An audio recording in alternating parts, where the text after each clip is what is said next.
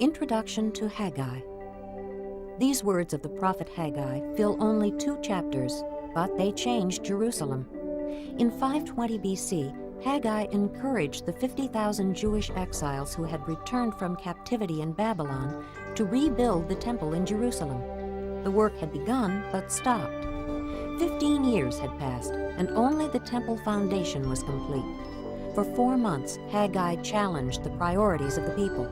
He asked them why they were living in nice houses while the temple, the center of worship, was still in ruins. They listened and completed the temple in 4 years.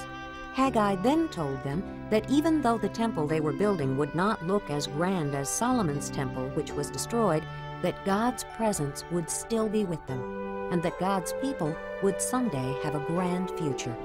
Haggai, chapter 1. In the 2nd year of King Darius, on the 1st day of the 6th month, the word of the Lord came through the prophet Haggai to Zerubbabel, son of Shealtiel, governor of Judah, and to Joshua, son of Jehozadak, the high priest. This is what the Lord Almighty says. These people say, "The time has not yet come for the Lord's house to be built." Then the word of the Lord came through the prophet Haggai. Is it a time for you yourselves to be living in your paneled houses while this house remains a ruin? Now this is what the Lord Almighty says.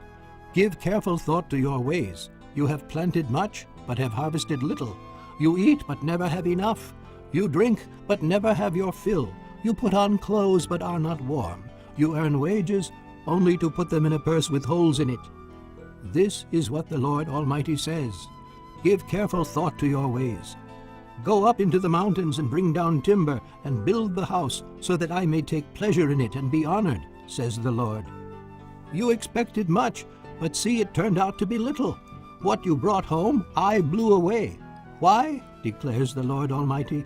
Because of my house, which remains a ruin, while each of you is busy with his own house. Therefore, because of you the heavens have withheld their dew, and the earth its crops. I called for a drought on the fields and the mountains, on the grain, the new wine, the oil, and whatever the ground produces, on men and cattle, and on the labor of your hands. Then Zerubbabel, son of Shealtiel, Joshua, son of Jehozadak, the high priest, and the whole remnant of the people obeyed the voice of the Lord their God and the message of the prophet Haggai, because the Lord their God had sent him, and the people feared the Lord. Then Haggai, the Lord's messenger, gave this message of the Lord to the people. I am with you, declares the Lord. So the Lord stirred up the spirit of Zerubbabel, son of Shealtiel, governor of Judah, and the spirit of Joshua, son of Jehozadak, the high priest, and the spirit of the whole remnant of the people. They came and began to work on the house of the Lord Almighty their God, on the 24th day of the 6th month in the 2nd year of King Darius. Chapter 2. On the 21st day of the 7th month, the word of the Lord came through the prophet Haggai. Speak to Zerubbabel, son of Shealtiel, governor of Judah, to Joshua, son of Jehozadak, the high priest, and to the remnant of the people. Ask them, who of you is left who saw this house in its former glory? How does it look to you now? Does it not seem to you like nothing? But now be strong, O Zerubbabel, declares the Lord. Be strong, O Joshua, son of Jehozadak, the high priest. Be strong, all you people of the land, declares the Lord, and work. For I am with you, declares the Lord Almighty. This is what I covenanted with you when you came out of Egypt, and my spirit remains among you. Do not fear. This is what the Lord Almighty says. In a little while I will once more shake the heavens and the earth, the sea and the dry land. I will shake all nations, and the desired of all nations will come, and I will fill this house with glory, says the Lord Almighty. The silver is mine, and the gold is mine, declares the Lord Almighty. The glory of this present house will be greater than the glory of the former house, says the Lord Almighty. And in this place I will grant peace, declares the Lord Almighty. On the 24th day of the 9th month, in the 2nd year of Darius, the word of the Lord came to the prophet Haggai. This is what the Lord Almighty says. Ask the priests what the law says. If a person carries consecrated meat in the fold of his garment, and that fold touches some bread or stew, some wine, oil, or other food, does it become consecrated? The priests answered, No. Then Haggai said, If a person defiled by contact with a dead body touches one of these things, does it become defiled? Yes, the priests replied, it becomes defiled. Then Haggai said, So it is with this people and this nation in my sight, declares the Lord. Whatever they do and whatever they offer there is defiled. Now give careful thought to this from this day on.